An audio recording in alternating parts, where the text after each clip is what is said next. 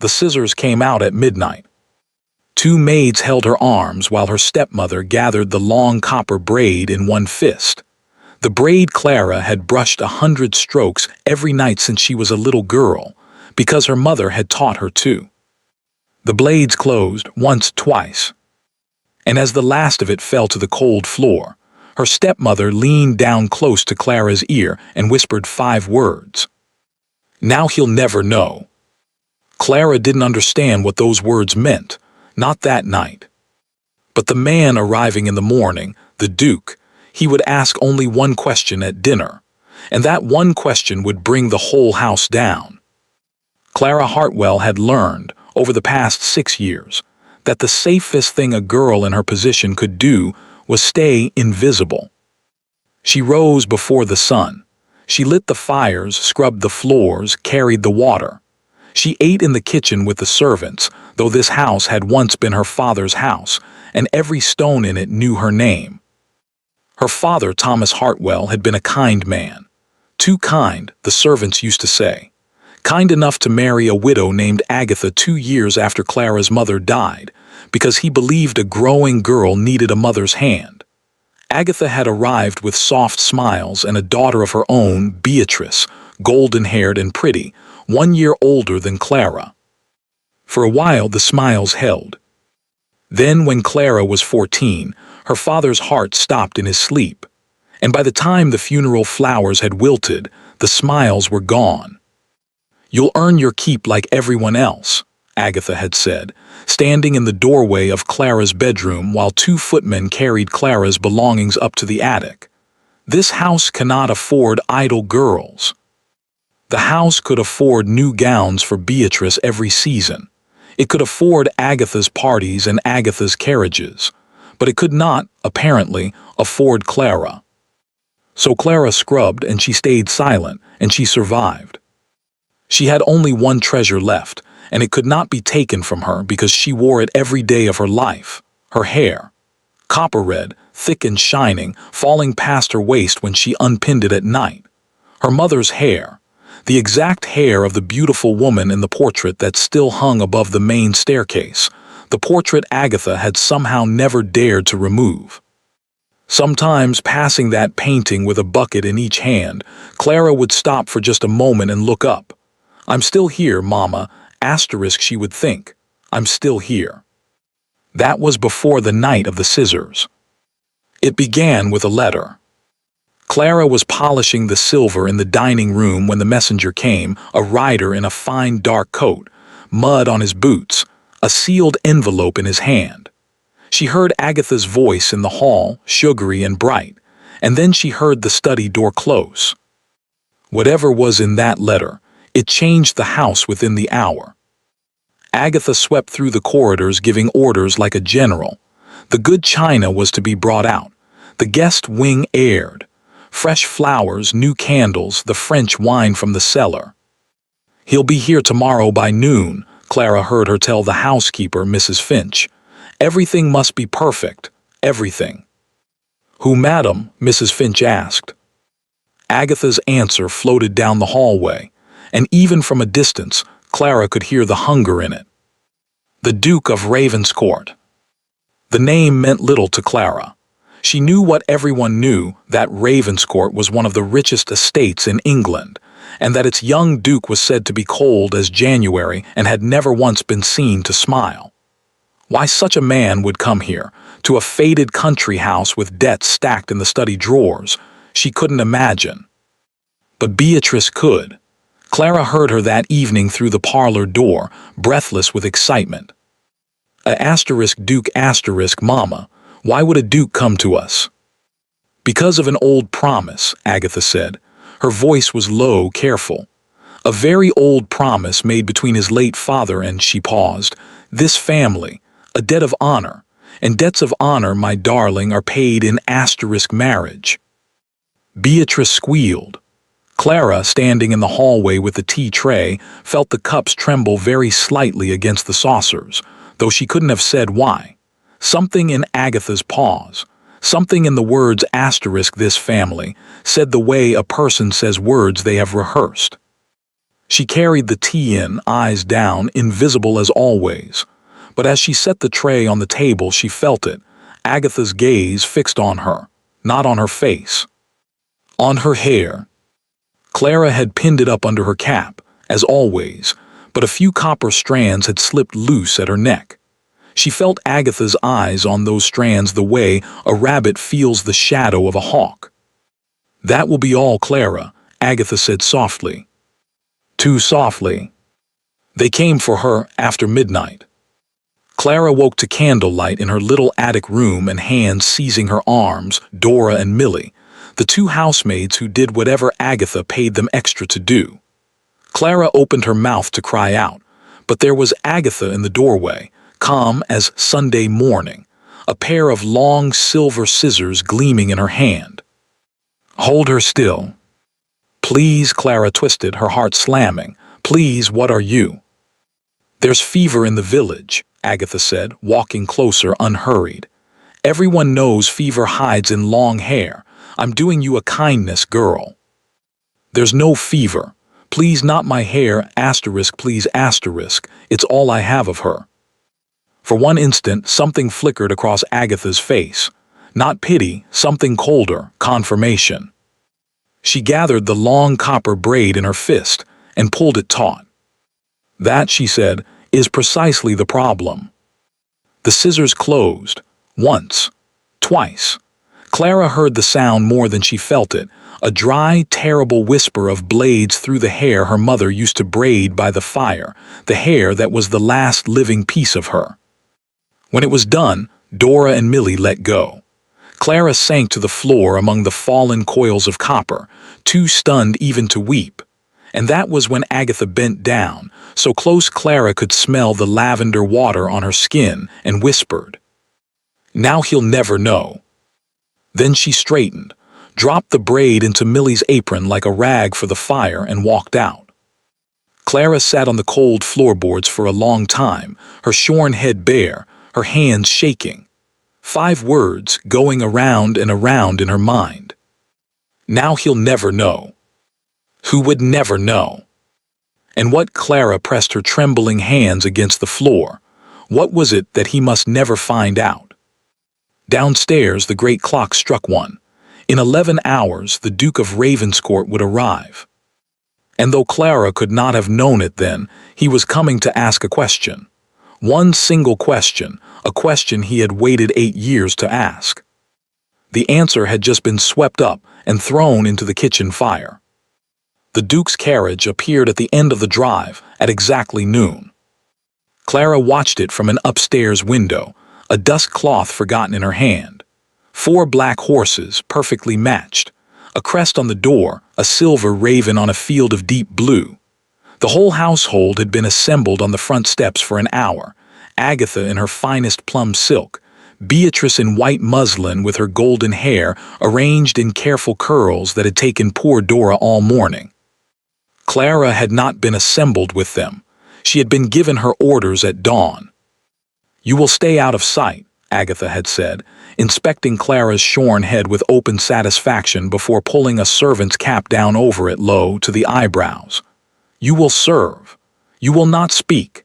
If his grace addresses you, which he will not because men like him do not see servants, you will answer in as few words as possible and remove yourself. Is that understood?" "Yes, madam."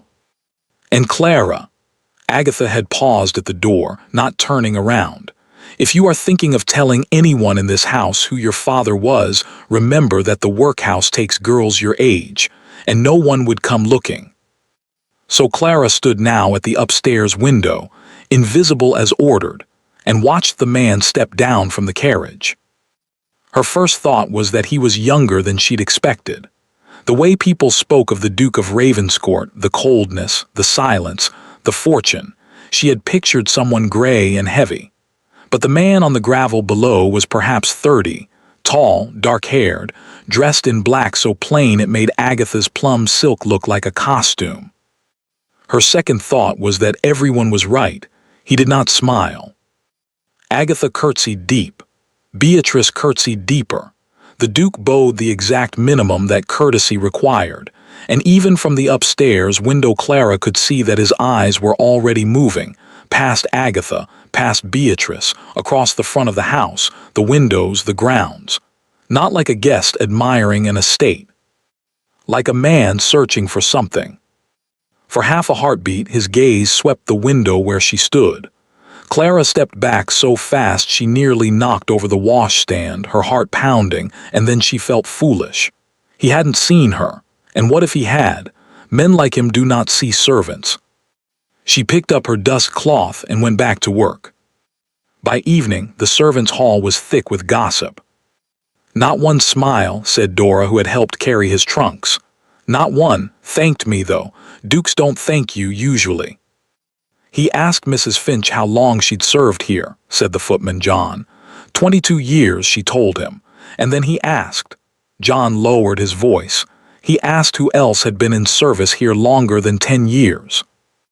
Mrs. Finch, at the head of the table, said nothing.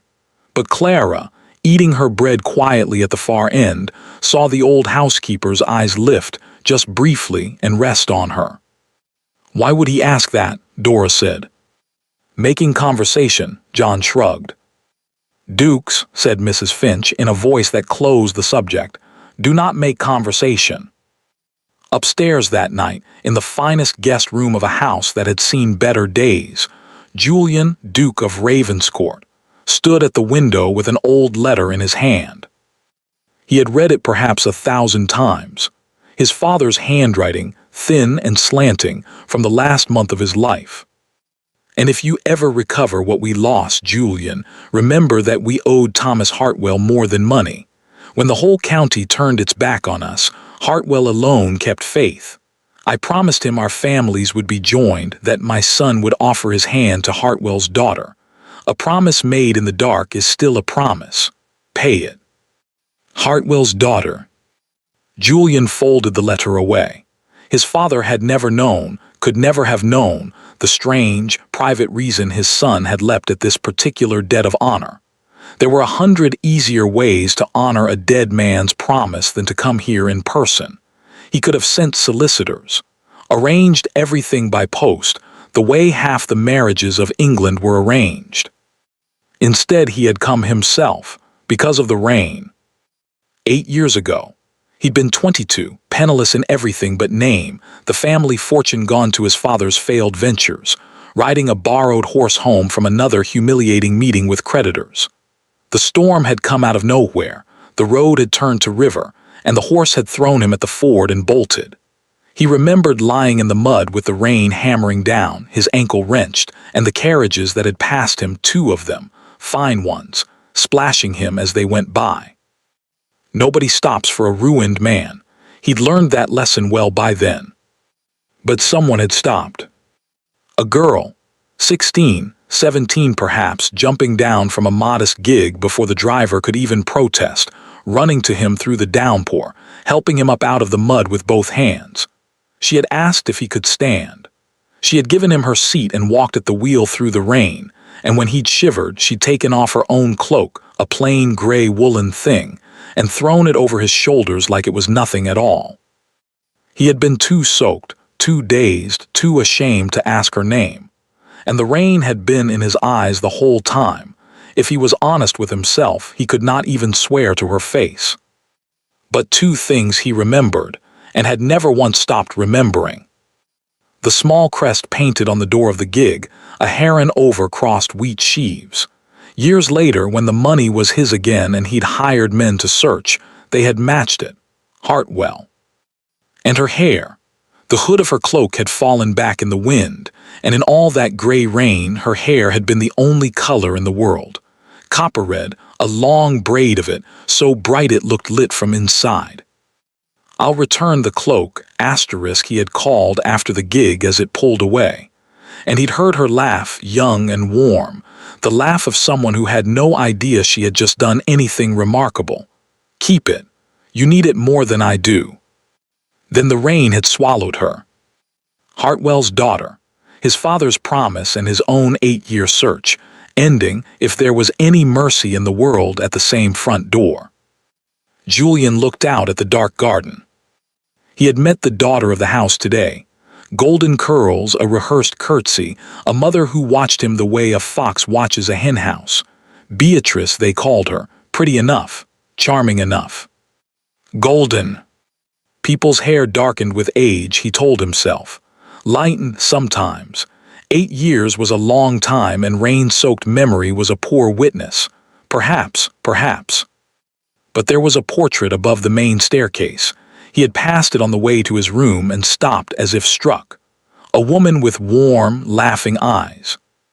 And copper-red hair.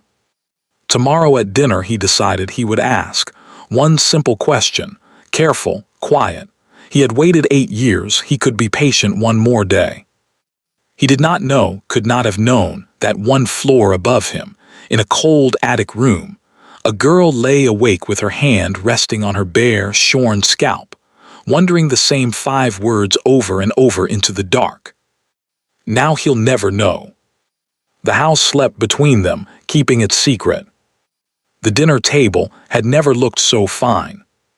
Clara had spent the entire afternoon polishing silver that hadn't left its case in 6 years. Her father's silver, engraved with the Hartwell heron, though Agatha had long since stopped calling it that. The good candlesticks were lit. The French wine was breathing. Cook had made 5 courses out of a household budget that usually strained to make 2. And Clara, in her plainest black dress, and the cap pulled low over her shorn head, had been assigned to serve. She had wondered briefly why Agatha would allow her in the dining room at all. Then she'd caught her own reflection in a polished tray, hollow-eyed, cropped, shapeless in servant's black, and understood. There was nothing left to hide. The scissors had seen to that. What better proof that Clara was no one than to let the Duke look straight at her and see nothing at all? The party came in at 8. Agatha glittering, Beatrice glowing, and the Duke in his plain black, pulling out Beatrice's chair with perfect, mechanical courtesy. "Your Grace does us such honor," Agatha purred as the soup went around. "Such a long journey, and you came yourself. Most gentlemen these days settle everything through lawyers." "Some matters," the Duke said, "shouldn't be left to lawyers." His voice was quiet, even. He had a way of answering that ended sentences rather than continued them, but Agatha was undaunted. Through the soup and the fish she talked about the neighborhood, about London, about Beatrice. Mostly about Beatrice. Beatrice's music. Beatrice's French. Beatrice's watercolors, her needlework, her delicate health that was nonetheless perfectly robust for bearing here a cough, for enduring the duties of a great house. Beatrice smiled and blushed on cue. She had been rehearsed within an inch of her life, and to be fair, Clara thought as she poured the wine, she performed beautifully. The Duke ate little, spoke less, and watched everything. Clara felt his attention the way you feel whether never on her, exactly, but moving around the room. He watched Agatha talk.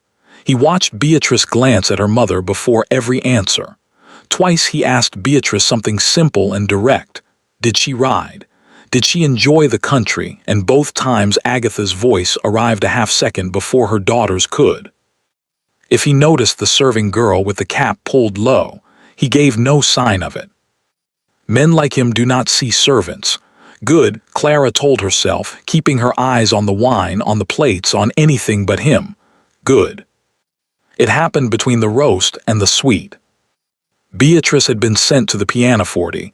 Just a little something, darling. His Grace is fond of music. And was playing a piece she had drilled all week, prettily and without a single mistake. Agatha beat time with one finger against her glass, radiant with the particular pride of a gambler watching her horse come up the final stretch. The Duke was not looking at the piano. Clara, standing at the sideboard with the decanter, followed his gaze through the open dining room doors, across the hall, up the sweep of the staircase, to the portrait.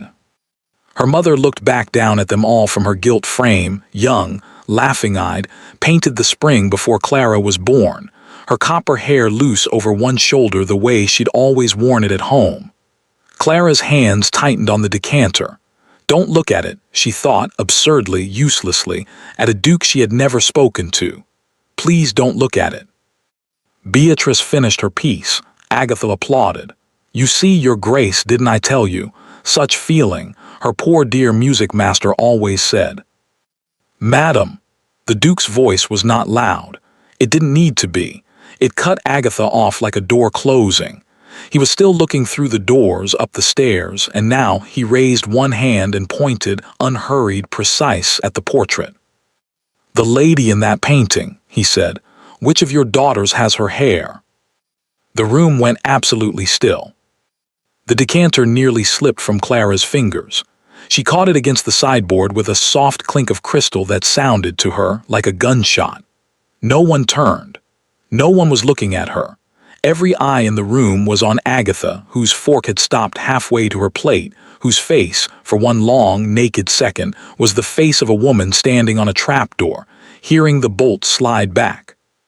"Which of your daughters?" Not who is the lady. Not what a charming portrait. The Duke had asked his question the way a lawyer asks a question, already knowing it mattered, watching to see what the answer would do. And in that frozen second, standing invisible by the sideboard, Clara understood three things all at once, so fast it made her dizzy. The Duke was looking for hair, copper-red hair. Her mother's hair, asterisk her hair, the hair that had been sheared off her head at midnight and burned in the kitchen fire. Agatha had known he would look for it. Now he'll never know. Clara's shorn scalp prickled under the cap. Her heart was beating so hard she was sure the whole room must hear it. "He's looking for me. Whoever this man is, whatever this is, he came here looking for me. And I'm standing 10 feet away from him and he has no idea, because the only thing he knows me by is gone." The fork completed its journey. Agatha set it down, dabbed her mouth with her napkin and smiled, and Clara had to admire, with a kind of horror, how quickly the trapdoor closed again.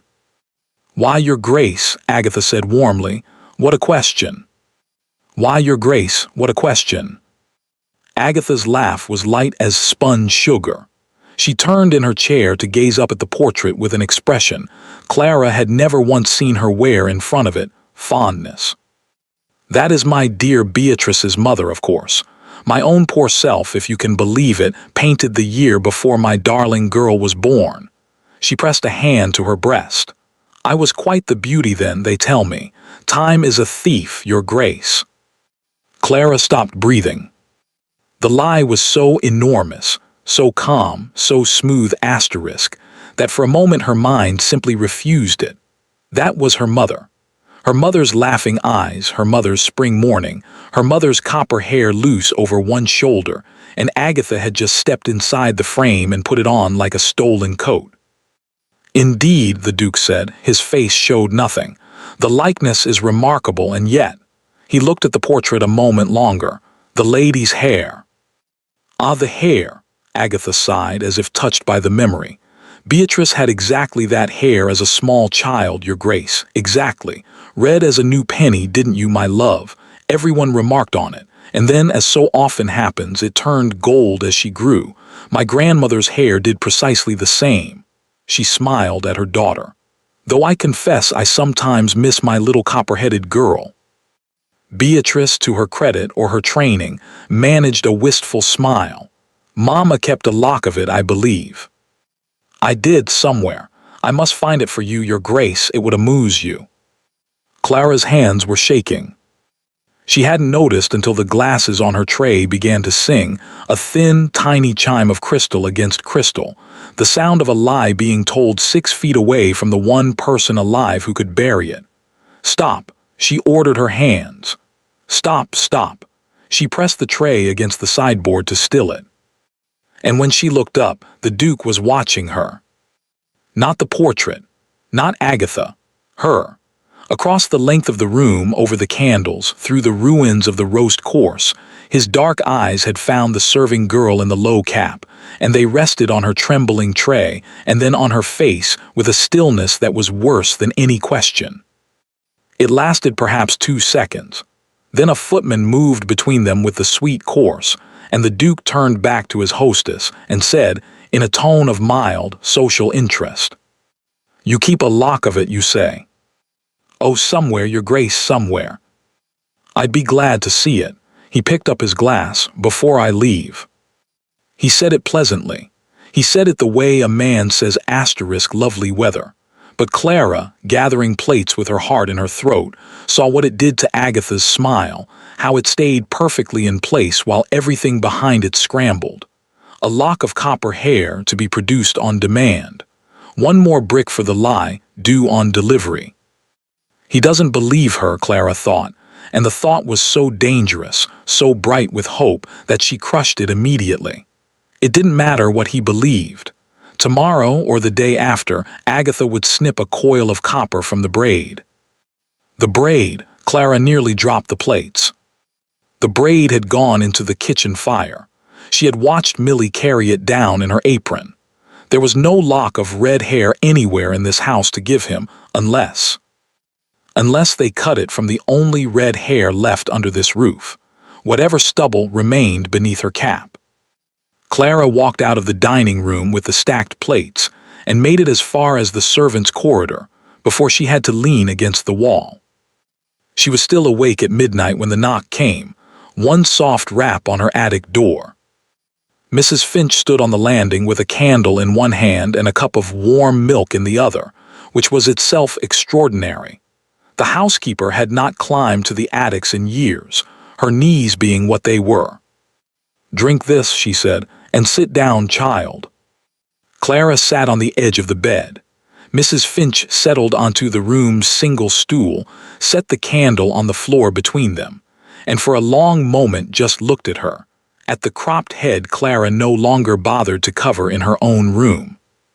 22 years I've served this house," Mrs. Finch said at last. "I carried you down to the christening. I dressed your mother for the last time, and I'd thank you not to tell a soul I said so, because your stepmother believes I've forgotten whose house this is." The old woman's voice didn't waver, but the candlelight did in her eyes. "Tonight that woman sat at your father's table, under your mother's picture, and called it her own face. And you stood there and held your tongue, because you're a clever girl and you want to live." "Mrs. Finch." "Don't," the housekeeper raised a hand. "Don't say anything you'd have to deny later. I only came to tell you one thing, and then these old knees are going back down those stairs." She leaned forward. "That man asks questions like he already owns the answers. He asked me who served here longer than 10 years. He asked John which rooms in the house are never used. And tonight after dinner he stood in front of that portrait for a quarter of an hour. Alone. In the dark." Clara's hands tightened around the cup. "I don't know what he's come for," Mrs. Finch said, rising with a grimace, "and I don't know what he knows, but hear me, child. There are only 2 things left in this house that remember the truth. One is that portrait." She picked up her candle, and at the door she paused without turning around. "The other one is me." The stairs creaked and faded, and Clara was alone. She lay back on her narrow bed and stared at the dark. Down below, somewhere in the guest wing, was a man who had crossed England to ask one question about red hair. Between them stood Agatha, a burned braid, and a lock of copper that did not exist yet. "Keep your head down," said the voice of 6 years' survival. "Say nothing, want nothing." But underneath her hand, under the cold cotton of her nightcap, the shorn hair was already growing back. A 1/4 inch of stubborn copper, pushing up through everything they'd done to her. It would take years, she thought. She didn't have years. Something in this house was going to break long before that. It broke as it happened, the very next afternoon in the library, over a book of Latin. Agatha began the hunt for red hair at breakfast. Clara heard it start through the morning room door, Agatha's voice, low and razor-edged, and Millie's frightened one answering. "The braid, girl, where is it?" "You, madam, you said to burn it. I put it in the kitchen fire myself, madam. You stood right there." There was a silence that Clara, carrying linens past the door, could feel through the wood. Then Agatha's voice again, very quiet, the way she got when things went wrong and someone else was going to pay for it. "Then you will find me red hair by tomorrow evening, or you will find another situation. I don't care where it comes from. A horse's tail, for all I care, no. No, it must be fine, it must be a asterisk child's. A pause. The tenant cottages. The Kellers have a little girl, haven't they? Red-headed, the whole litter of them. Take a shilling and a pair of scissors and get me a lock of it. A curl. Tell them tell them the mistress collects them. Tell them anything. Clara stood frozen in the corridor, the linens pressed against her chest. A shilling and a pair of scissors. That was all it took to build a lie for a duke. A curl clipped from a tenant's daughter, tied with ribbon, aged between the pages of a Bible and presented with a sigh. My darling Beatrice's baby hair. Who on earth would ever question it? He would, something whispered in her. He asked to see it. He asked the way men ask when they're setting a trap. She forced her feet to move before the door opened. But all that morning, scrubbing the gallery floor beneath her mother's portrait, Clara found herself doing something she had not permitted herself in 6 years. Hoping. It terrified her more than the scissors had. The library was Clara's secret church. Her father's book still lived there. Agatha had sold the atlas with the gold spine and anything else that looked expensive, but the rest she'd ignored, because books bored her and the room faced north and was cold. So it had become Clara's task to dust it, and Clara made the task last as long as she dared. She knew every shelf. The poetry her mother had loved, third case, second shelf. Her father's Latin he taught her himself, winter evenings, her small hand under his big one following the lines.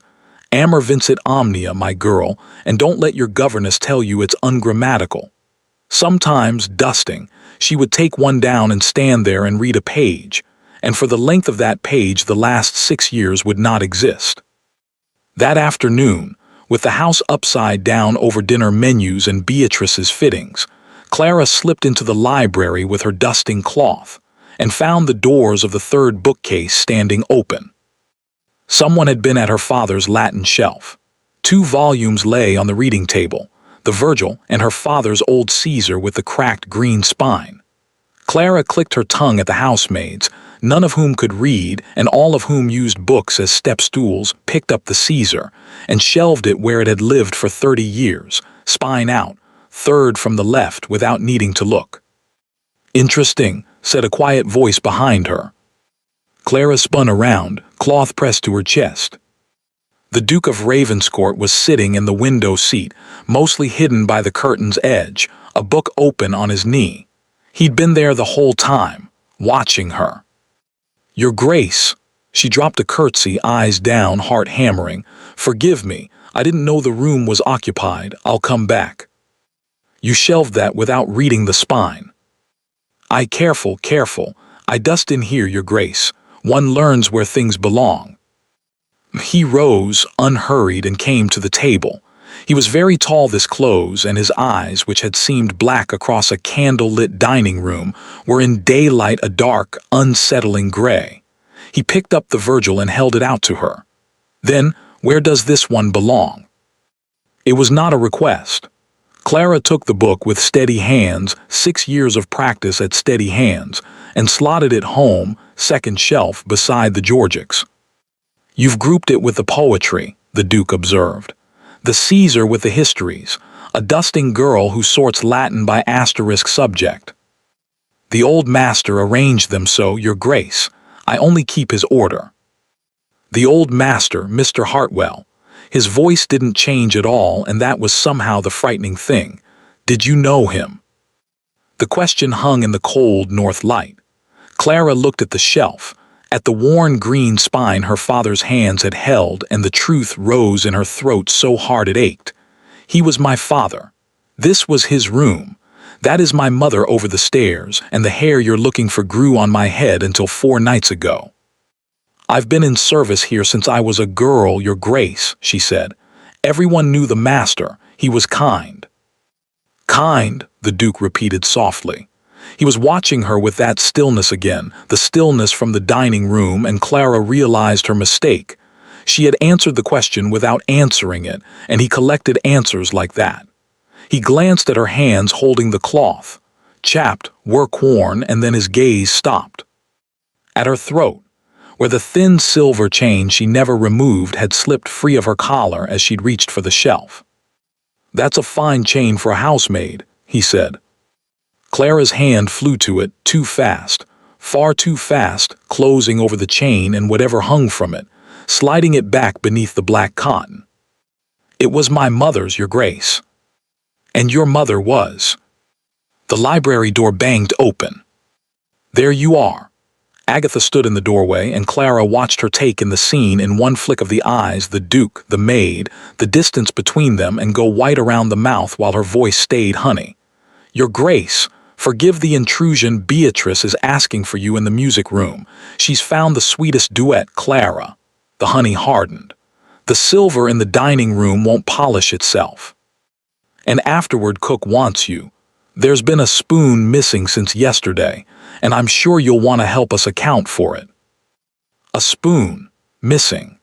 Clara felt the word settle over her like a net. Everyone in the room knew what it was, everyone except perhaps the Duke, and when she risked one glance at him as she curtsied her way out, she saw that he knew too. He was looking at Agatha the way he had looked at the portrait.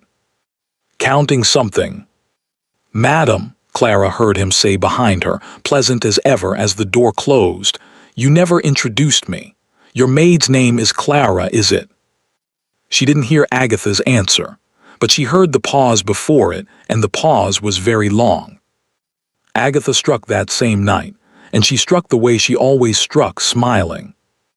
Clara was summoned to the morning room after the household had gone up. Agatha sat by the lamp with her correspondence, and she did not look up for a full minute, which was an old trick of hers, and it still worked. By the time she set down her pen, Clara's palms were damp. "You've been noticed," Agatha said, no preamble. "That was careless of you." "Madam, I never." "You never? Of course you never." Agatha rose and crossed to the window, her reflection ghosting on the dark glass. "It doesn't matter what you never. A man like that notices a crooked candle, and you," she turned and looked Clara over slowly from the boots to the cropped head, "you are a very crooked candle indeed. So, you're going away." The floor seemed to tilt. "Away, madam." "To my cousin Prout in the north. She's been poorly and needs a strong pair of hands. You'll do very well there." Agatha returned to her desk and took up her pen again as though the matter were a grocery order. "The carriage comes for you tomorrow night after the house is asleep. You'll tell no one, not the kitchen, not the maids, a beat, and not Mrs. Finch. If His Grace should notice one servant fewer, which he will not, you left to nurse a sick aunt. Girls of your sort are always leaving to nurse sick aunts." "Madam, please," Clara heard the crack in her own voice and hated it. I was born in this house." Agatha's pen stopped. "No," she said quite softly without looking up. "A gentleman's daughter was born in this house. I don't see one anywhere, do you?" The pen resumed its scratching. "Pack tonight, that will be all." There was almost nothing to pack. That was the thought that finally broke Clara, sitting on the floor of her attic room past midnight beside the small wooden trunk that held the whole of her life. 6 years in her father's house, and everything she owned went into a box a child could carry. 2 work dresses, a darned shawl, her mother's hymn book, hidden all these years under a false bottom Mrs. Finch had shown her how to make, a bundle of letters in her father's hand. She was lifting the hymn book out when her knuckles brushed wool. At the very bottom of the trunk, folded small and flat where it had lain for 8 years, was a man's riding cloak. Gray, heavy, travel-stained, water-marked along the hem where no sponging had ever quite lifted the memory of that storm out of it. Clara sat back on her heels. She had been 17, coming home from the village in the gig with old Samuel driving, the sky going green-black, and then the rain like the end of the world. And in the middle of the flooded ford, a man in the mud. Young, soaked to the bone, one leg twisted under him, and 2 fine carriages had already gone past him, past him, throwing water. She remembered being so angry about that. She remembered jumping down before Samuel could stop her. The man had been ashamed. That was what she remembered most. Not hurt, not frightened, ashamed asterisk. The way men are when the world has been kicking them a long time and a stranger arrives to witness it. He tried to refuse her seat. He tried to refuse the cloak. She'd thrown it over his shoulders anyway because he was shaking and told him to keep it. "I'll return it," he had called after the gig, standing in the downpour with the gray wool around him. "I'll return it, I give you my word." And she had laughed, and the rain had swallowed him, and she had never even asked his name. 2 weeks later, a parcel had come to the house, addressed only to the young lady of the Hartwell gig, the cloak, cleaned and pressed, with no letter and no sender. Her father had teased her about her mysterious night for a month. 6 weeks after that, her father was dead, and Agatha owned the world, and the cloak had gone to the bottom of the trunk with everything else that was over. Clara lifted it out now, and held it against her chest in the candlelight. Strange the things that survive. The braid was ash. The house was Agatha's. Her name, by tomorrow night, would belong to nobody at all, a strong pair of hands in the north, no past, no portrait, no proof. And yet here was this. One gray cloak that a drowning man had promised to return, and had returned because apparently there existed, somewhere out in the world, at least one person who kept their word. She would not take it north. The thought arrived whole and certain, though she couldn't have explained it. Cousin Prute's house would swallow whatever entered it. Some things shouldn't be swallowed.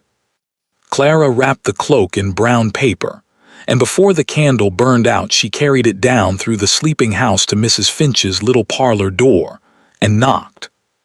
The old housekeeper opened it in her nightcap, took one look at Clara's face, and stood aside without a word. "They're sending me away," Clara said. "Tomorrow night I'm not to tell you." Her voice held. "So I'm not telling you, I'm only leaving something in your keeping." She put the parcel in Mrs. Finch's hands. "It belonged to a traveler once," Clara said. "He'll never come for it, but if he ever should—" And there her voice finally failed just for a moment on the whole ruin of everything. "If he ever should, give it to him, and tell him the Hartwell girl said the debt was paid long ago." Mrs. Finch looked down at the parcel for a long time. When she looked up, her eyes were bright and hard. "Where are they sending you, child?" "North, a cousin. I'll write when." "Where asterisk north?" And Clara realized with a small cold slide of fear that she didn't know. No town, no address, just a carriage coming after dark for a girl the house would deny had ever existed. Above them in the guest wing, a floorboard creaked, the sound of a man who could not sleep, walking, somewhere over their heads. The trap closed at dinner, and it closed with witnesses. Julian knew something was wrong the moment he came down and found the drawing room full. The vicar and his wife, a neighboring squire and his 2 daughters, a colonel of some retired regiment, already deep in the sherry.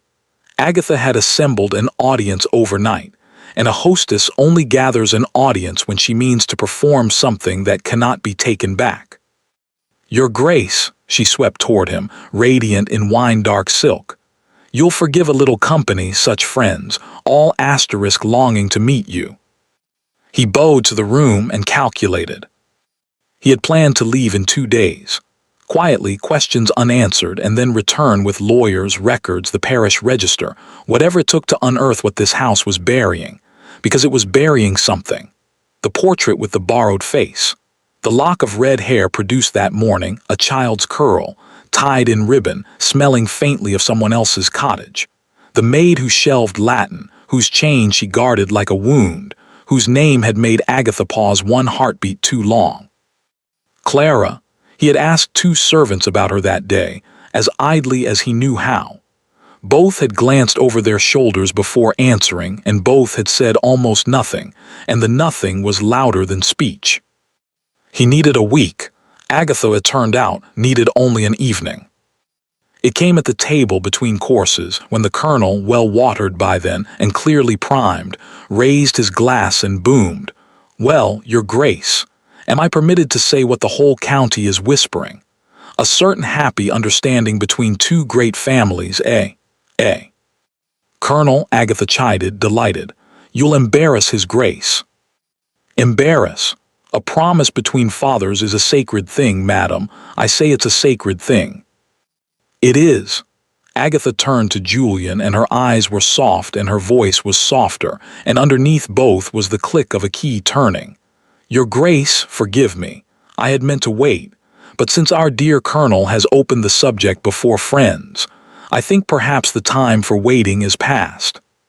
She nodded to the footman, and the footman brought a silver tray, and on the tray lay a letter.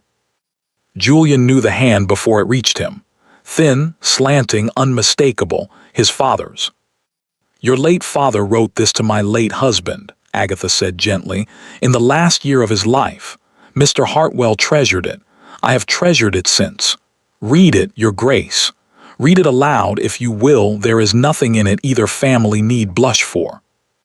He read it silently first. It was genuine. That was the horror of it. His father's voice rose off the page, the gratitude, the shame of the debt, the pledge. "My son shall offer his hand to Hartwell's daughter, and our houses shall be joined, so help me God." Hartwell's daughter. No Christian name. His father had likely never learned it, a promise sworn in the dark of ruin to a benefactor far away. "Of course," Agatha said to the table at large, dabbing her eye, "no one could hold a great man to his father's word. Times change, promises fade. If his Grace felt the obligation had lapsed, she let it hang delicately in front of the vicar, the squire, the colonel, in front of a room full of the county's tongues. Then she smiled at her daughter. But I know what my dear husband believed, and I know what Beatrice is worth." Beatrice sat with her golden head bowed, blushing on command, and Julian looked at her and understood the architecture of the whole evening. Refused now, before witnesses, with his father's oath in his hand, and he was the duke who spat on a dead man's word, his own dead father's word, to jilt an innocent girl at her own table. The story would reach London before he did. Honor the promise, and he married the wrong daughter of the right house. The wrong daughter. His certainty startled him with its violence. He had no proof, a chain, a bookshelf, a pause, nothing a court or a county would weigh for a second against a mother's sworn word and a lock of baby hair. Everyone was watching him. The colonel's glass was still raised. "Madam," Julian said slowly, "my father's word is my word." The room broke into applause. Somewhere down the table, the vicar's wife was already weeping happily. The colonel was on his feet roaring a toast. Agatha pressed both hands to her heart, triumphant, humble, unbearable. And Julian, rising with his glass because there was nothing else to do, heard his own voice as if from a great distance, saying the necessary things, honored the two families, in due course, while inside him something bolted like a horse in a burning stable. In due course, he had said, not a date. He had left himself that much. A betrothal was not yet a wedding, and lawyers could be slow and registers could be found. A week. He still needed only a week. He did not get it. Clara heard the applause from the servants' stair. The sound came down through the old house like weather, a distant surf of clapping and the colonel's roar, to the duke and his bride. And she stood in the dark with a tray of clean glasses and understood that it was finished. All of it. The portrait, the question, the terrifying little hope she had been carrying around since the library like a coal in her apron. Beatrice, of course Beatrice. Where had the hope even come from? A man had looked at her twice and asked the name of a housemaid, and 6 years of good sense had nearly deserted her over it. Enough, she told herself, and was almost grateful for the carriage coming at midnight. At least she would not have to serve at the wedding. They came for her at 11:30. Dora, sent up sniffling, and behind her, keeping to the shadow of the landing, Agatha in a dressing gown with a candle. Quickly and quietly, Agatha said, out through the kitchen court. The trunk was light. That was the thing Clara chose to think about, going down the back stairs of her father's house for the last time, how light 6 years could be. Through the kitchen, past the banked fire, out the court door into a cold, clean night full of stars, where a closed carriage stood waiting with a driver she had never seen before. No lamps lit her going. No one waved. Only at the last moment, high in the house behind her, a curtain moved in Mrs. Finch's small window, and Clara lifted her hand once to the glass and the old woman behind it. "In," said the driver. She climbed in. The door shut. The carriage swung out of the court and down the long dark drive, past the gates her great-grandfather had raised, and turned north. Inside, Clara sat very straight with her hands folded on the trunk and made herself breathe and did not cry. It was done. Let it be done. The Duke would marry, the house would forget, and somewhere in the north a strong pair of hands was expected. She did not see the milestone at the crossroads, an hour on, where the north road bent away, and the carriage did not bend with it. She had never traveled this country. One dark hedgerow was any other. So she did not know, could not know, that the road they took ran east, toward the manufacturing towns, toward the gray stone institution on the hill above the river, where paupers and the nameless were received at all hours, no questions asked and none answered. Cousin Prute did not exist. And behind her in the sleeping house, Julian stood at his window watching a carriage lamp dwindle down the drive, some tradesman, some errand, nothing, and turned back to his desk, where he was writing to his lawyers by candlelight. 1 week * he wrote, "I require the parish registers of this county examined within 1 week." He had 8 years of patience left in him, he reckoned. What he did not have, though he would not learn it until the cloak was laid on his bed, was 8 days. Mrs. Finch waited 1 full day, and it was the longest day of her 22 years in service. She waited because she was old and careful, and because a housekeeper who accuses her mistress on no evidence is a madwoman, dismissed without a character by sundown. She had spent the morning after Clara's leaving making one quiet inquiry, a word with a stable lad from the village, who had watered the strange carriage's horses at the crossroads inn. North was it, she'd asked, easy as gossip, the Prute place. North, the boy had scratched his head. That rig took the east road, missus, heard the driver say it himself, the hill, Weatherby Hill.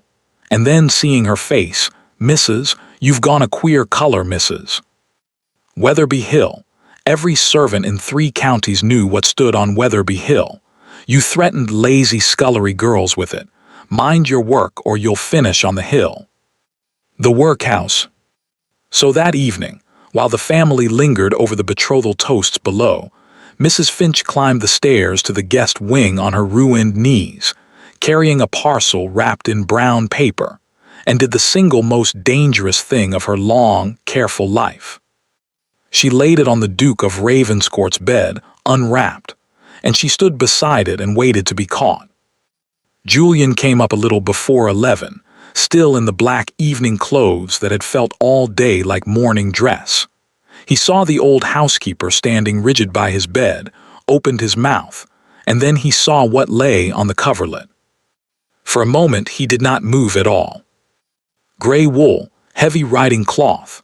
The collar he had turned up against that murdering rain, the shoulder seam his own tailor had let out the year before everything was lost, and there, along the hem, the water stain that no sponging had ever lifted, the exact tide mark of the worst and best day of his life. He had wondered for 8 years why the parcel he'd sent back had never been acknowledged. He had wondered if it ever arrived. It had arrived. He crossed the room slowly and put his hand on it, the way a man touches something he has decided must be a dream. "Where?" he said, and his voice came out wrong and he started again. "Where did this come from?" "A girl left it in my keeping, your grace." Mrs. Finch's voice was steady. Her hands, folded at her waist, were not. "2 nights ago, with a message should its owner ever call for it," she said. And here the old woman's chin came up, and she delivered it word for word, the way she had been repeating it to herself for 2 days. She said to tell him the Hartwell girl said the debt was paid long ago. The room was so quiet Julian could hear the candles burn. "The Hartwell girl," he repeated. "Yes, your grace." "Mrs. Finch." He turned to face her, and whatever was in his face made the old woman brace herself against the bedpost. I am going to ask you some questions now, and I ask you to consider before you answer that I have spent 8 years and a fortune asking them of the wrong people. Who is the woman in the portrait above the stairs?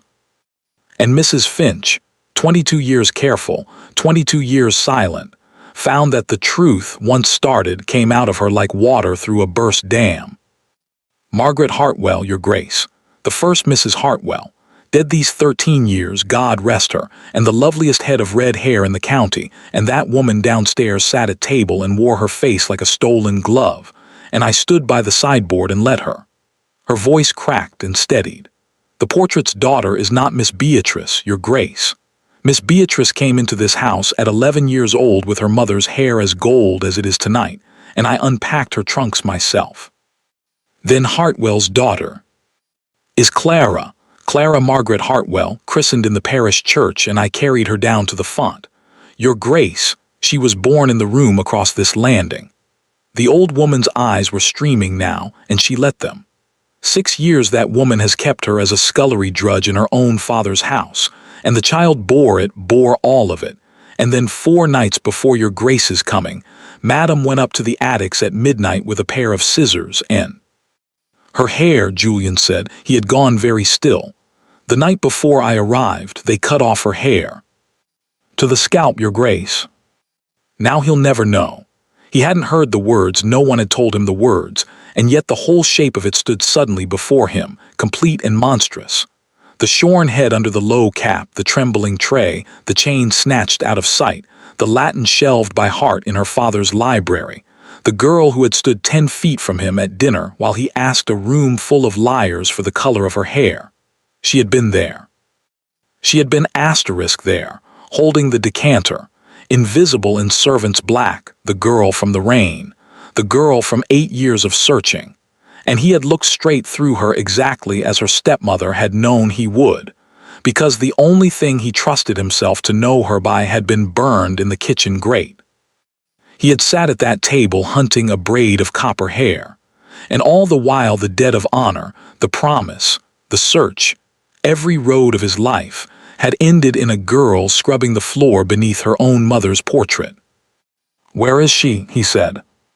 Mrs. Finch's face crumpled. "Gone, Your Grace. 2 nights past the same night as the toasts. Madam put her in a hired carriage after midnight for a sick cousin in the north," she said. "Only there is no cousin, Your Grace, and the carriage never went north." The old woman's hands twisted together. "It took the east road, to Weatherby Hill, to the asterisk workhouse asterisk, Your Grace, and I let her go. I stood at my window and watched the lamps go down the drive, and I let her go." But she was talking to an open door. Julian came down the great staircase 2 at a time, past the portrait, into the drawing room where the family and the last lingering guests sat over cards and cordials.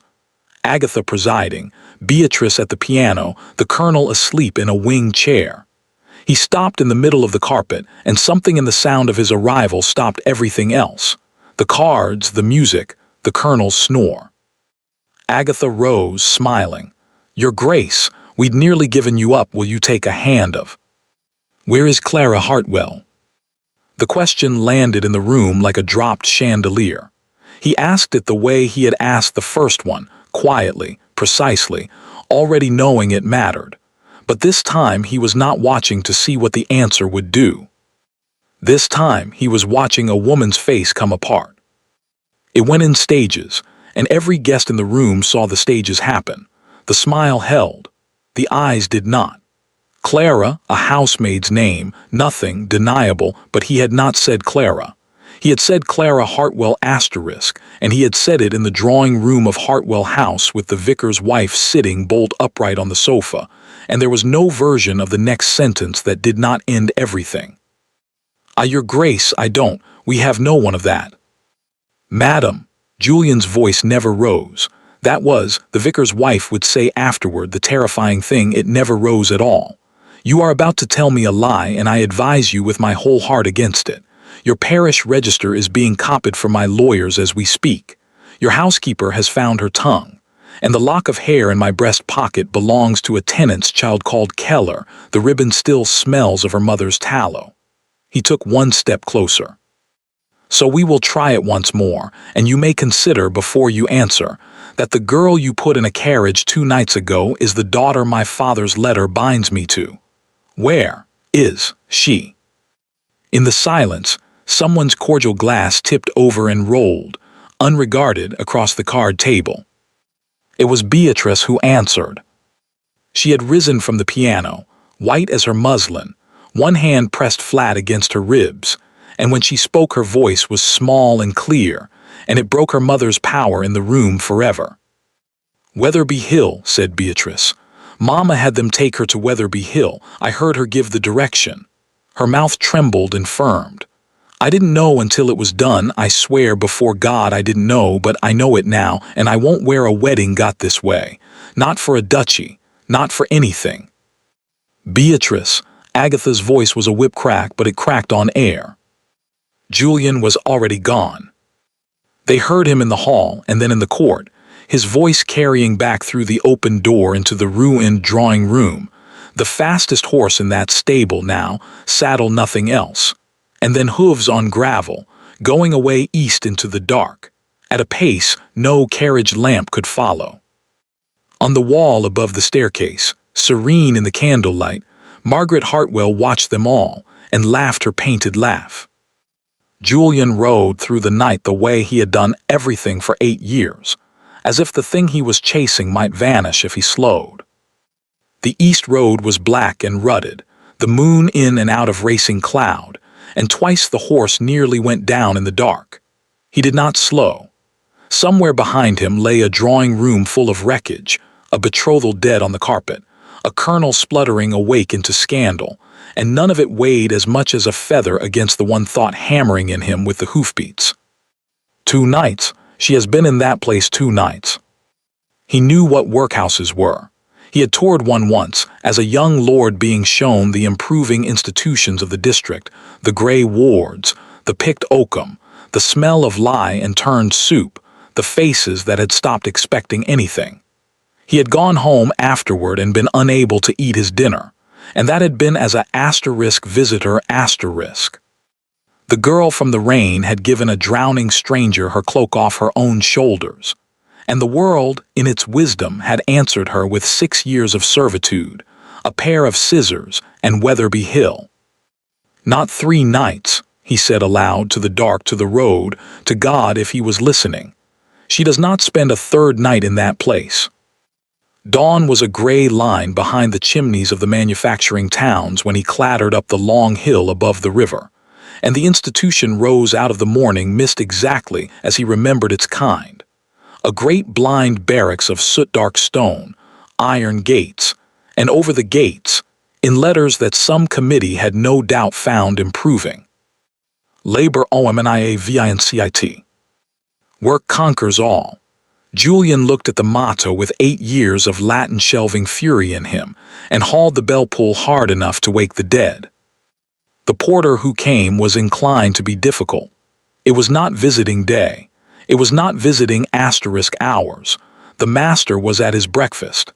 And then he got the gate lamp properly on the caller's face and clothes, and heard the word *Ravenscourt*, and became, in the space of 3 seconds, the most obliging man in the north of England.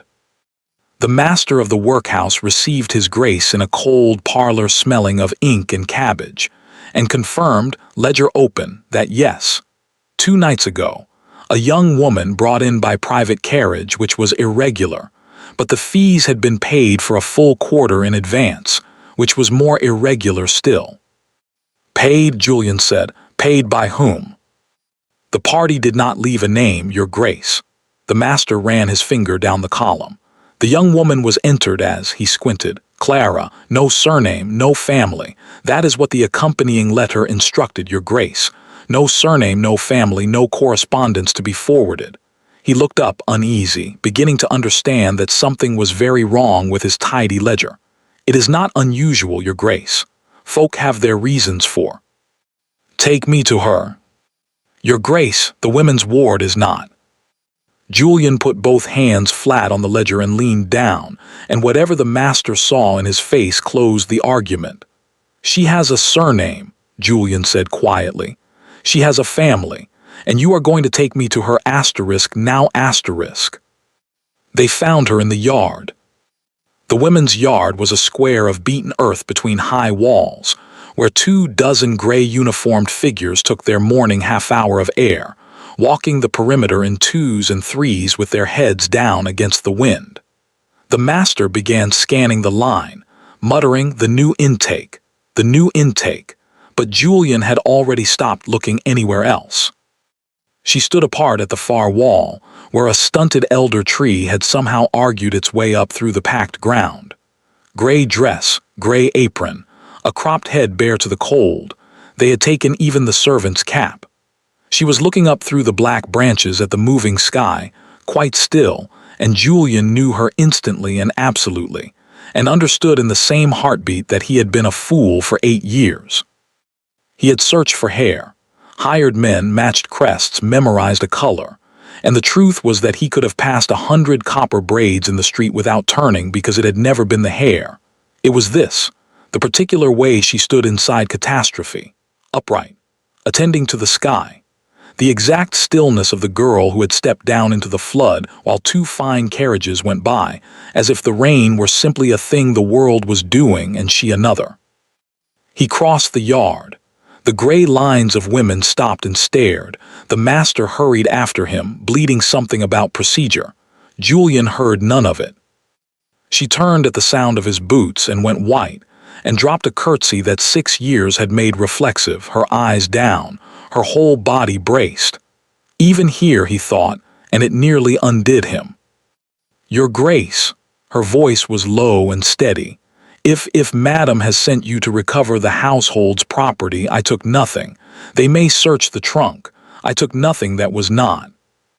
"You took nothing," Julian agreed. "That was not yours. That has been the whole trouble." He unfastened his own traveling cloak and then didn't remove it, because his hands had gone strangely unreliable, and because there was an order to this that 8 years had earned. From under his arm he took the brown paper parcel he had carried through the night inside his coat, and unwrapped it, and shook out 8 years and 1 thunderstorm's worth of gray wool. Clara's eyes came up. She looked at the cloak, at the water-stained hem, at his face, really at his face, for the first time, the way you look at something you are trying to see through rain, and one hand rose slowly and pressed against her mouth. "I told you," Julian said, "that I'd return it." The wind moved in the elder tree. Somewhere behind them, the master was still talking. Neither of them would ever be able to say about what. "You," Clara's voice came out a thread. "The ford, the man at the ford, that was," she shook her head once as if the morning had come loose from its hinges. "You couldn't be. I gave that cloak to a poor man." "You did." He stepped closer and set it around her shoulders over the gray uniform, covering it, and fastened the clasp at her throat with great care, as if it were an order of knighthood. The poorest man in 3 counties that day. He'd lost his fortune, his father was dying, and 2 carriages had just shown him precisely what the world thought he was worth. And then a girl came down into the flood and gave him her cloak and her seat and laughed like it was nothing. His voice roughened. "It was not nothing. I have been looking for you for 8 years, Clara Hartwell. My father sent me to this county to honor a promise. I came to find the girl in the rain. I did not know until last night that they were the same errand." "They told you," her chin lifted. "Even now, even here, she would have things accurate. Madam told you Beatrice." "Madam," Julian said, "told me a great many things. Your housekeeper told me the truth. Your stepsister told me the road.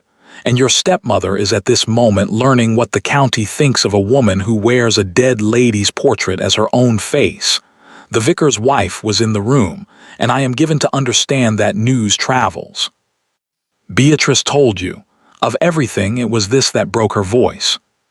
Beatrice refused a duchy in front of witnesses rather than profit from what was done to you. There may be hope for her yet." He looked down at her, at the shorn copper stubble bright even in this gray yard, at the chain glinting at her collar, at the steady eyes that had watched him from behind a decanter while he interrogated a room of liars.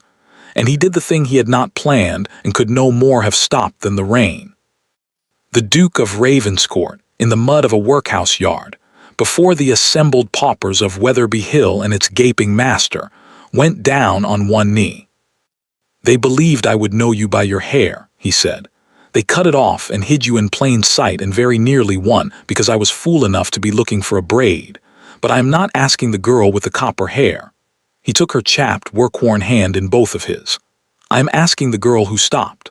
Clara Hartwell, daughter of the kindest man my father ever knew, will you come home? First to your own house, to stand under your mother's portrait and hear your name said properly in it. And then, if a man who took 8 years to keep one promise can be trusted with a greater one, will you be my wife?" The yard held its breath. The gray lines of women had given up all pretense of walking.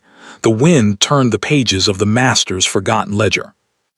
And Clara, who had not wept at the scissors, nor at the drawing-room applause, nor in the carriage going east in the dark, felt her face crumple at last, and laughed at the same time, the same laugh he had carried out of the storm, young and warm and astonished. "You kept it all this time," she said. "The cloak, you kept it." "I keep things," said Julian, "that are given in kindness. It is my one great talent. Is that a yes?" "It's a yes," said Clara Hartwell, and in front of all Wetherby Hill, the girl in the pauper's gray pulled the Duke of Ravenscourt up out of the mud by both hands. It was, the women of the yard agreed ever after, only fair. By all accounts, he had done the same for her. 1 year later, the story of what happened at Hartwell House traveled, as Julian had predicted, faster than any carriage. By the end of that first week, there was not a parlor in the county that had not heard it. How the Duke of Ravenscourt had ridden out of a betrothal dinner into the night, and returned 2 days later with a shorn-headed girl in a pauper's gray dress wrapped in his own traveling cloak, and how he had walked her up the front steps of Hartwell House past the assembled, silent servants, and stopped her in the great hall beneath the portrait of a copper-haired woman. Mrs. Finch was there. Mrs. Finch told it ever after, and never once got through the telling with dry eyes. He stood her under her mother's picture, the old housekeeper would say, and he turned to the whole hall, every servant in the house, for he'd rung the bell himself and summoned us all like it was Christmas morning, and he said, "This is Miss Clara Hartwell, daughter of Thomas and Margaret Hartwell, and you are standing in her father's house. I am given to understand some of you have forgotten it. You will not forget it again." And then, said Mrs. Finch, the strangest and finest thing had happened. Old John the footman, 30 years in service, a man no one had ever seen hurry, had stepped out of the line, and bowed to the girl in the gray dress, the full bow, the one reserved for the master's family. And one by one, down the whole line, cooks and grooms and housemaids, the servants of Hartwell House had followed, some of them weeping openly, Dora loudest of all, while Clara stood beneath the portrait with her cropped head high and tears running freely down her face, and let them. 6 years of invisibility ended in a single morning. Agatha was not there to see it. Agatha, by then, was already discovering the precise dimensions of what she had lost. It would have been simple and satisfying to say she was dragged off by constables. The truth was quieter and, in its way, far more terrible. There was talk of the law. The lawyers Julian had summoned found much to interest them in 6 years of Hartwell accounts, in a father's will that had provided for his daughter's keeping and education, in moneys that had gone instead to plum silk and Beatrice's seasons. But it was Clara, in the end, who stopped it. "I won't begin my life with a trial," she told Julian that first week, in her father's library with the winter sun on the Latin shelves. "I've spent 6 years in rooms with that woman. I don't intend to spend another year in courtrooms with her. Let her go." "Let her go where?" Julian had asked with some feeling. "Anywhere," said Clara, "that is not here." So there was no trial. There did not need to be.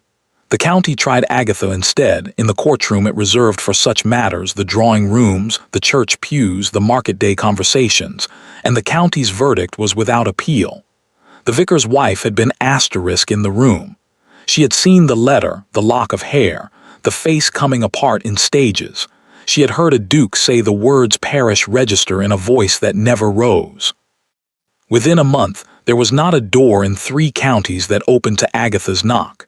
Invitations ceased as if by frost. Merchants discovered, regretfully, that her credit required review. The great performance of her life, the grieving widow, the devoted mother, the portrait's borrowed face, had failed on opening night before the only audience that mattered, and there is no second season for a woman found out. She left before spring in a hired carriage for a distant seaside town where nobody knew her, the same manner of unmarked leaving. Mrs. Finch observed with grim satisfaction that she had once arranged for someone else. It was said she told her new neighbors she was the widow of a gentleman, cruelly used by grand relations. It was said she took in a lodger. It was said many things. Hartwell House stopped listening. She wrote twice to Beatrice. The first letter demanded. The second pleaded. Beatrice answered the second one only, with a banker's draft modest, regular, enough to keep her mother respectably and no more, and a single line that Clara had helped her compose, because Beatrice had sat over the writing desk for an hour, weeping, unable to find words that were neither cruel nor false. "You will want for nothing necessary, Mamma. You will ask me for nothing more." For that was the strangest fruit of that whole strange year, Beatrice. She had tried to leave, too, in those first raw days, had come down with her trunks packed, white-faced, to where Clara was overseeing the opening of the shuttered east rooms, and said stiffly that she would go to an aunt in Bath, that she understood perfectly well she could not stay, that she asked only a day's grace to arrange the journey. Clara had looked at her for a long moment. At the golden hair, the fine gloves, the trembling mouth, at 6 years of small cruelties and averted eyes, and at one moment, one single moment in a drawing room full of witnesses, when this pampered, frightened girl had stood up at a piano and thrown away a duchy with 4 words.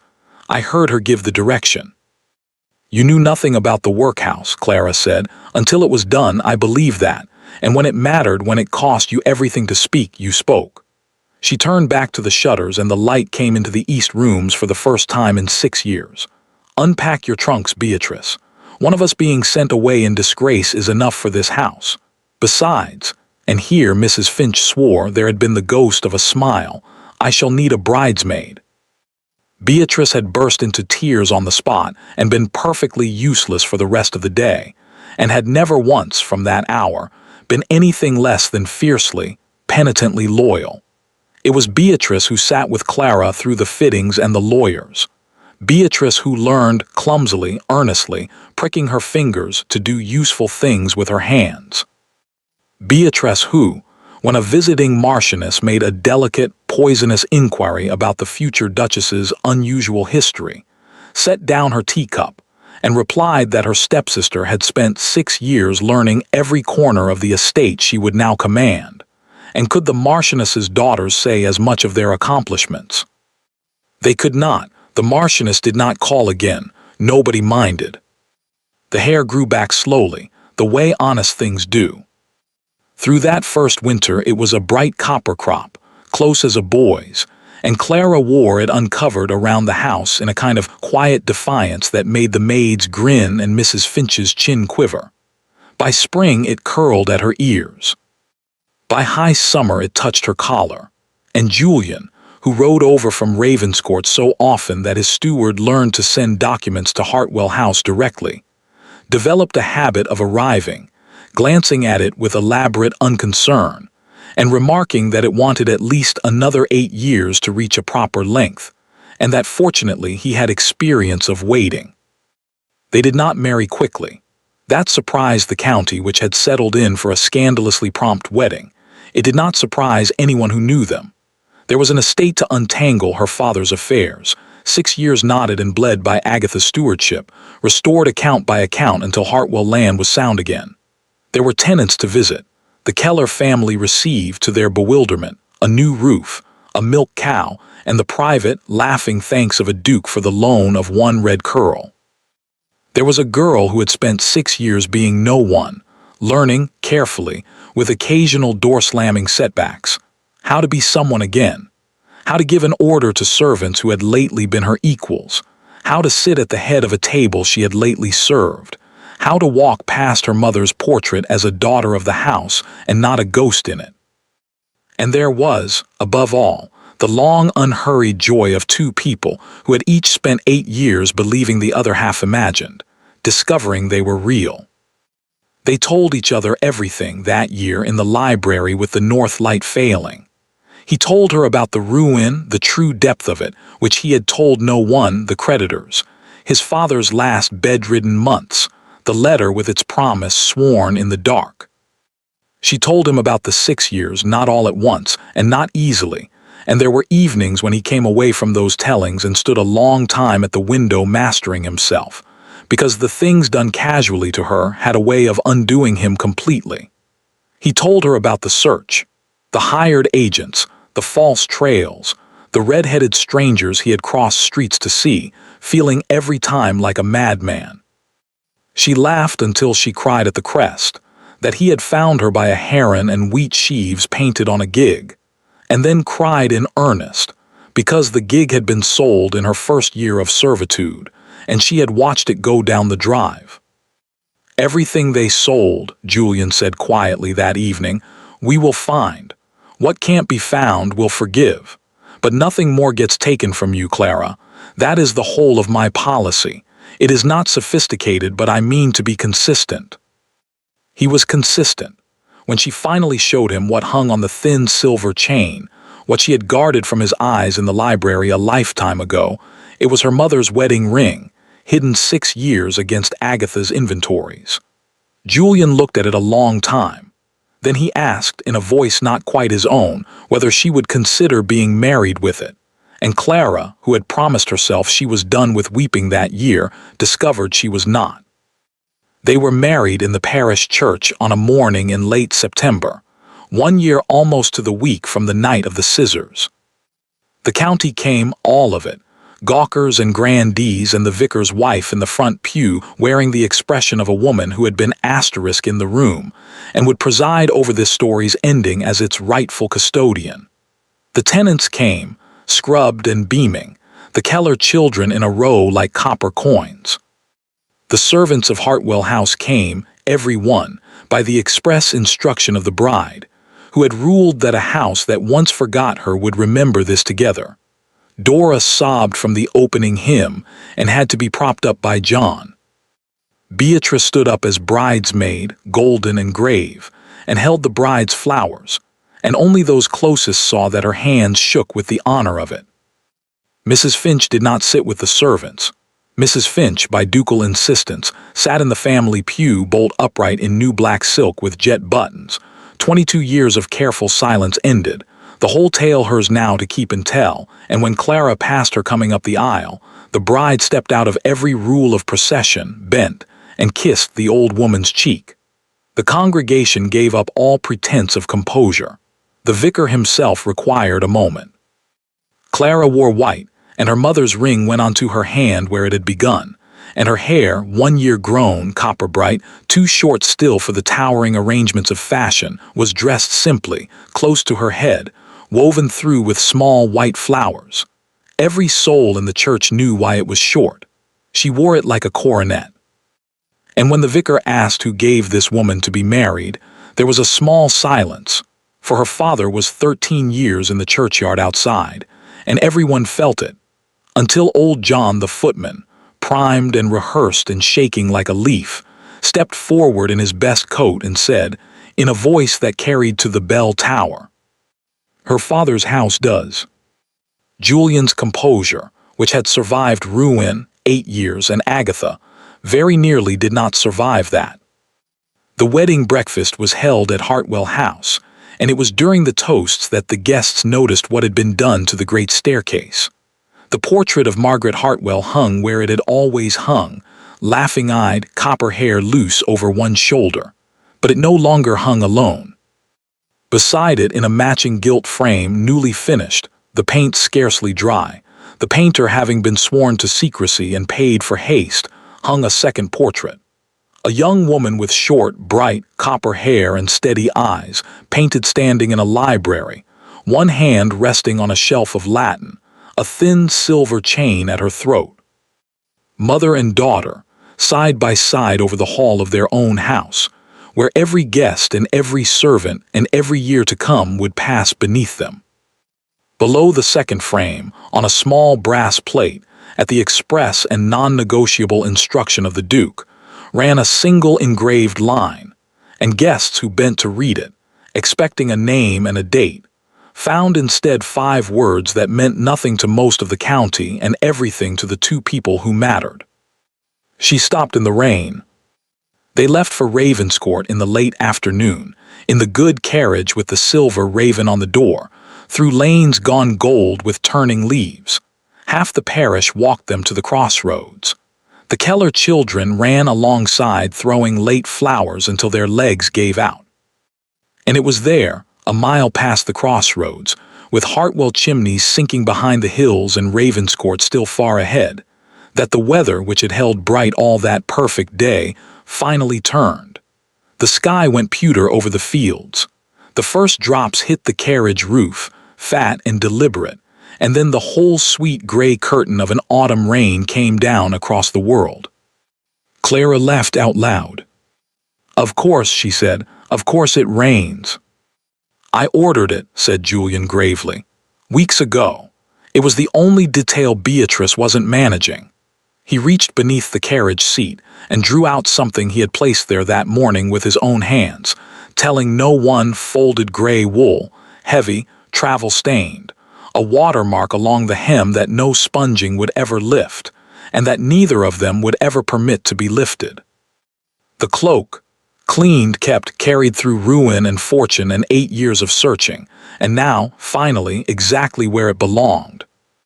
He shook it out and laid it around his wife's shoulders, over the white wedding dress, and fastened the clasp at her throat with the same absurd care as in the workhouse yard. And Clara put her hand flat against the old wool over her heart, and looked at him, and neither of them said anything at all for a mile or more, because there are moments that words only spend, and they had both learned expensively to save. The rain drummed on the roof. The lamps of Ravenscourt came up golden through the gray, far down the valley, like a house that had been waiting a long time. "You realize," Clara said at last against his shoulder, "that you have given it back to me now. The cloak, after all that, 8 years of keeping it, and you've simply handed it over." "I have," Julian agreed. "It was meant to be yours. I told you to keep it."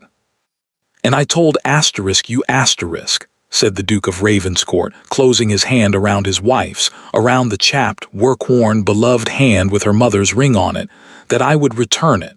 A promise made in the dark is still a promise." He kissed her hair, copper bright and 1 year grown, as the rain carried them home. "Besides, it was never really the cloak I was keeping." Outside, the storm washed the world clean. Inside, under the gray wool, the girl who stopped and the man who searched rode on together toward the lit windows. For some things, once given in kindness, always find their way home. Thank you for listening to the story all the way to the end.